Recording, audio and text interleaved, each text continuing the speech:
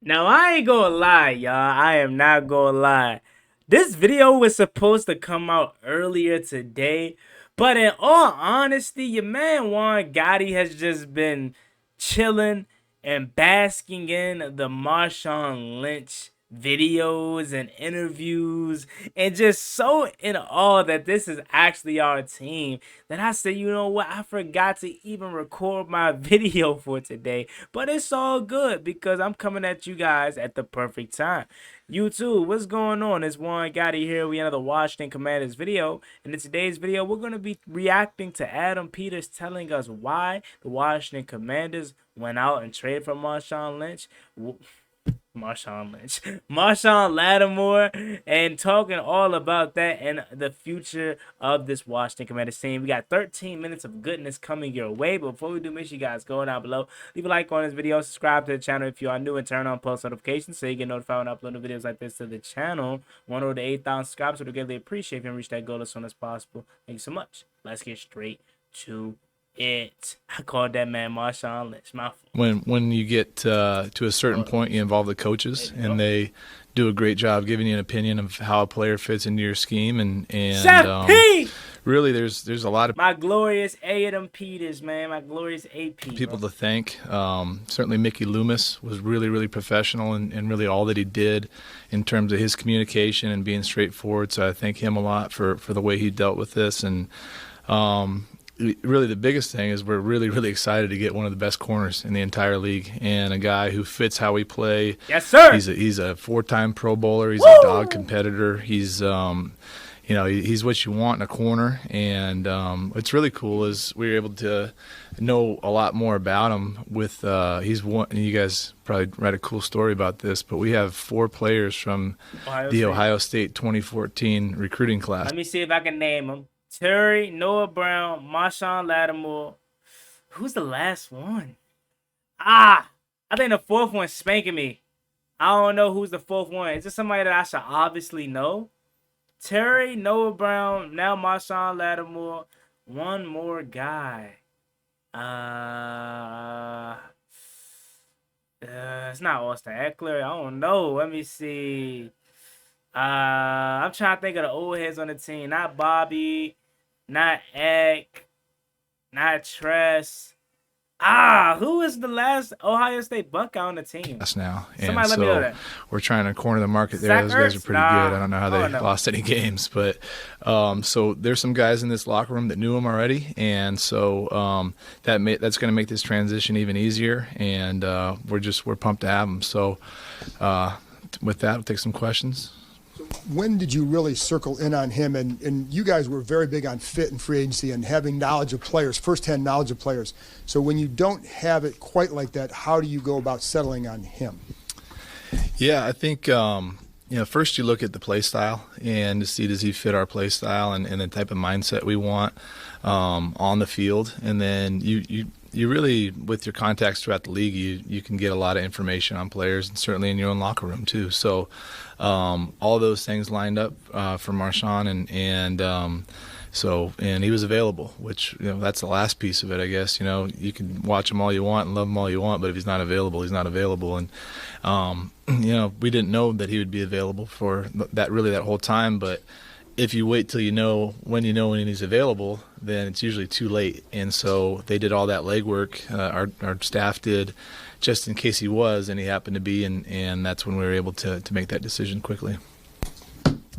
Hey, Adam, you talked about doing the canvassing and checking the league, and obviously that's part of the job, regardless of whether you're looking to make a big move or not. But you also, when you got here, talked about building through the draft. So at what point for you was there like hey, we still have this my idea of building, but our record is this, the league looks like this? Was there a point where you're like, hey, we need to be more aggressive for right now?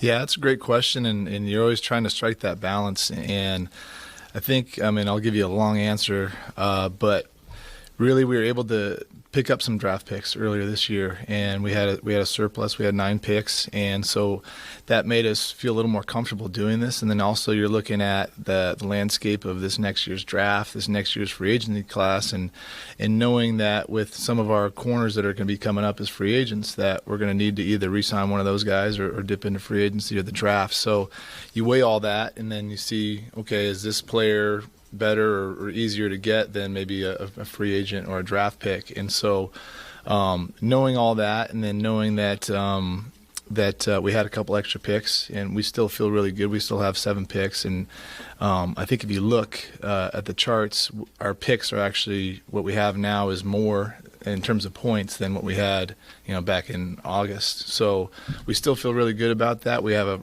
what's currently a really high 3rd round pick. We'll see how that ends. The season ends, but and that was one pick that we certainly didn't want to give up for this, and so long answer, but that's kind of how we looked at it. And that's what's crazy about it.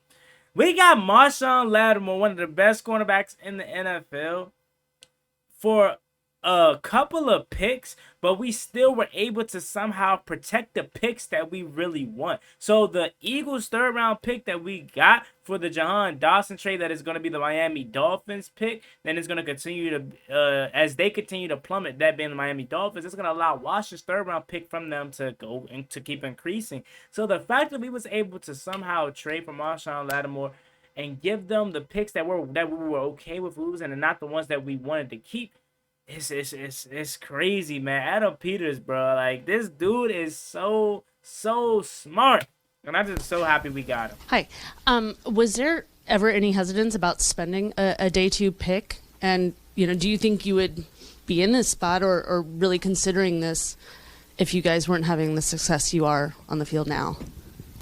Yeah, I think Good question, you're always trying to. I already know that's I'll Nicky. say this probably 10 times in this presser, but just doing whatever you can to make your team better, and so looking down every avenue. So regardless of your record, if you can acquire a really, really good player, and right now he's making the minimum this year, so it's not super costly, and he's making a lot of money the next couple of years, and rightfully so. He's a really good player, but that's the market. So. Whether you're, whatever your record is, if you can add a really good player and you think it's the right move for your team, then you do it. And so, that was our thought process going into that.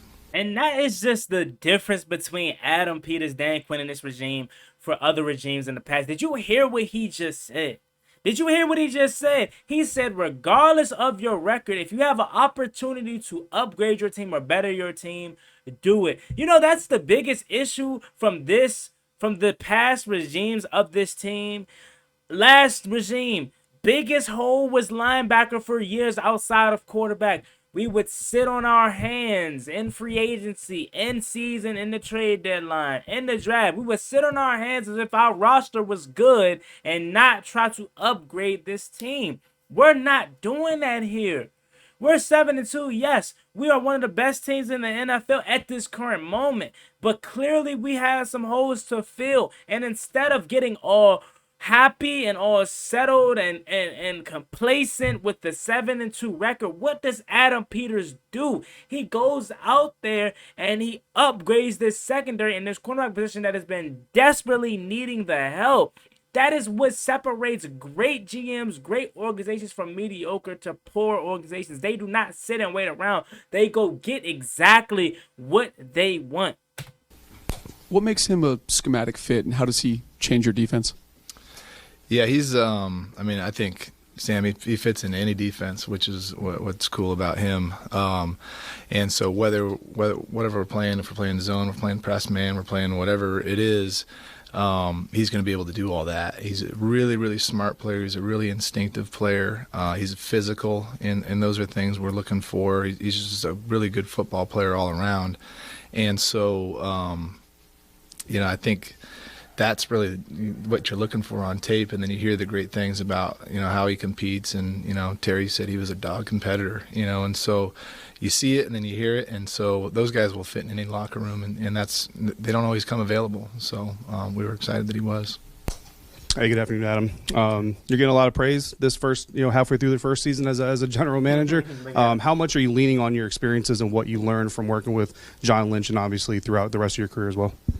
Yeah, I think that's exactly right. You lean on all your experiences and you try to do what you think is best, and you emulate some of the great things that you've seen other people do. And so I try to do that a lot with John, a lot with John Lynch, John Elway. I mean, it goes on and on. I've been around so many good people that have done their job really well. So you try to take little things and whether they did something really well or whether they made a mistake. And I was just really fortunate to not only be around those people, but also for them to let me in behind the curtain to see how they go about their business, and I'm very fortunate for that. So, that's doing this 22 years, you get a lot of different, exposure to different things. So, just very appreciative for that, and keep trying to do as best we can to make this team really, really good. You said Loomis was really straightforward in the communication here. How do you balance your reputation as a straightforward communicator? How do you balance that in these hyper-competitive situations? Yeah, I think, it's really, first and foremost, it's awesome to have somebody who's straightforward and honest with you, and that makes things a lot easier. And Mickey's always been like, this is the second trade we've done with him, so been very appreciative of that. And there were other teams involved, and so you set kind of, this is what our value is, and this is as far as we'll go, and we won't go further than that. But you can push up to that if you feel like that's the right value for your player, and you're not putting your team in a bad position. So there's a lot of back and forth, and it's interesting, and you're kind of wondering, all right, do they have this? Do they have that? And so it's a little nerve-wracking, but if you really want somebody and you think it's the right value, then you can go ahead and do that. What's interesting that AP just brought up with this being our second trade with the Saints and how there were other competitors in on them like the Chiefs, etc. I wonder if the trade earlier this season with sending John Ridgeway to New Orleans and getting that pick back from, I wonder if that is what set us apart from Kansas City, because you think about it, Kansas City is an AFC team. New Orleans isn't going to have to worry about seeing Kansas City, much of any time. They could have easily sent them out west, is that Midwest? But the AFC West with Kansas City and worry about it. And I'm pretty sure Kansas City probably would have gave them some, really good compensation as well. But I want to say the communication, the relationship that Mickey and AP has probably built from that previous trade early this season, is that what set us apart from the other teams. Because think about it, we do play the Saints this season, and it's going to be an interesting bout. But I want to know if, in my opinion, I think that's what set us apart, and that's just my theory. What are the mechanics of a deal like that with your head coach? Can you give us the process of that discussion? Yeah, DQ, I mean, every step of the way we're having a conversation. I'm keeping him updated. He's coaching this team, and he's doing a great job of coaching this team, and he allows me to do this, and so I'll just update him every day, whenever I have a conversation with somebody. And okay, we're looking at this player, we're looking at that player, we'll give a cut up to him so he doesn't have to search through hours and hours of tape. We'll make him a cut up, and so he can look at those players. And he's got a great, he's seen so many players throughout the years, so he's very familiar with guys. He's awesome at evaluating, and so he's evaluated all these guys throughout the draft process too as well. And so, and he watches not just as a defensive guy, he watches, he's a head coach, and he watches the defense of other teams. So, he's got great experience, and it's just really constant communication. And all right, does this guy fit what we do? How does he fit what we do? What are the things we need to work on? And I just can't. I'm so thankful that I'm with a head coach like that has zero ego and a ton of trust, and just fun to be around all the time. And I can learn a ton from him, and I already have. Adam, over the last couple of seasons, Marshon has dealt with some injuries. He has a hamstring injury right now. What type of due diligence did you do on that current injury, and what's the expectation of when he can play? Do you expect him to maybe play on Sunday? Yeah, so he does. He has a hamstring injury right now, and he just got in today, so we're just evaluating that. And in terms of due diligence, when you're doing a trade like this and there is a player that could be injured, our trainer will talk to their trainer. They'll allow us to get the medical records and all that, so we understand the full picture, the full scope of the injury, or just their injury history, really. And so we got all that information and really just taking it day to day. And he won't practice today, so you won't see him out there today. But we'll just take it day by day and put him out there when he's ready. Look at me in my face, Slim. Look at me in my face. I think he welling. I think he welling. I think he healthy. He just ain't want to play for the Saints. I think on Sunday, Marshon Lattimore is going to be out there rocking the 23. Shout out to Chris Rodriguez, by the way, for making that sacrifice. Shout out to C-Rock. But I think he welling, bro. I think Marshon Lattimore perfectly fine, and he going to be out there on Sunday on some Devontae Adams traded from the Raiders to the Jets shit. You know what I'm saying? We have Coach Quinn coming up, so we got time for 3 more. Adam, one of the good traits about Marshon is still got top-end speed at 28, but I assume this is going to be a longer-term thing than the rest of the season. So how do you evaluate players as they start to age in terms of their physical attributes and how effective they can be maybe as they slow down a little bit, especially at that position? Yeah, that's a great question. And 28, he's still in his prime, and you're right. He's still, in terms of his metrics and everything, he's still running at a really high level, and you see it on the tape as well. But I think one of the things that and I don't think he's going to drop off at all anytime. I really don't. But if he did, or if any player did, you look at things like how smart are they, how instinctive are they, can they make up for those deficiencies if they get to that point? And he has all that, and really, to be honest, I didn't really even, I'm not concerned about that. And we have him this year and then 2 more years under contract, and we'll adjust that when we need to. But he's, we feel like he's at the top of his game still.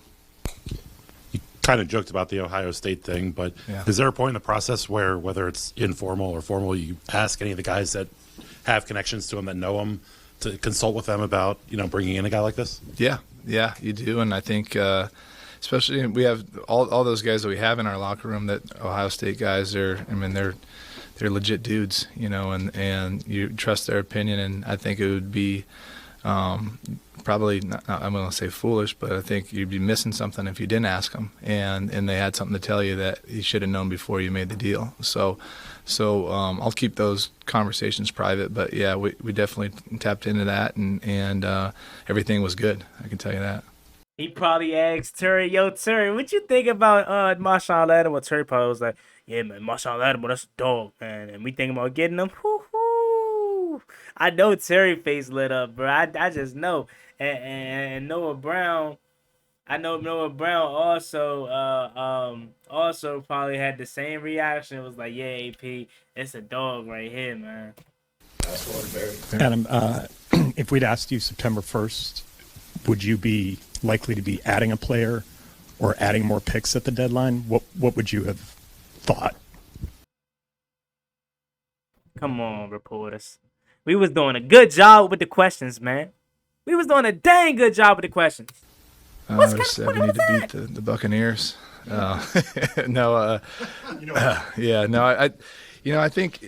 think it goes back to if whether you're 9-0 or 0-9, you're always trying to do what's best for the team. And so if that adds up to adding a player that you can add that's really good, like Marshon, then you always consider it. And then if it's also trading a player away, then you consider that too. So you take them as they come, and I don't necessarily look at it as being a buyer or a seller. I think just trying to do the best I can to help this team be as good as it can. All right, thanks, Adam. Right. Chef AP, I always love hearing from Adam Peters, man. Look at that smile right there, man. Can't believe it, bro. My glorious HEM. Alrighty, y'all. As always, me and boy Juan Gotti. Like, comment, subscribe to the channel. So much was said from AP. Love that dude. Love this team. Love that we added Marshon Lattimore to the squad. Cannot wait to see him play on Sunday. Like, comment, subscribe, help to the Washington Commanders. Don't forget to use my promo code WanGotti on SeatGeek. So we got a couple more home games, and you guys are going to want to use that discount. So I'm telling you, use that promo code. It's going to help out a lot. Like, comment, subscribe to the channel. Help to Washington Commanders. Y'all be easy, safe. Want to roll to 8,000 subscribers. Let me get there as soon as possible. Peace.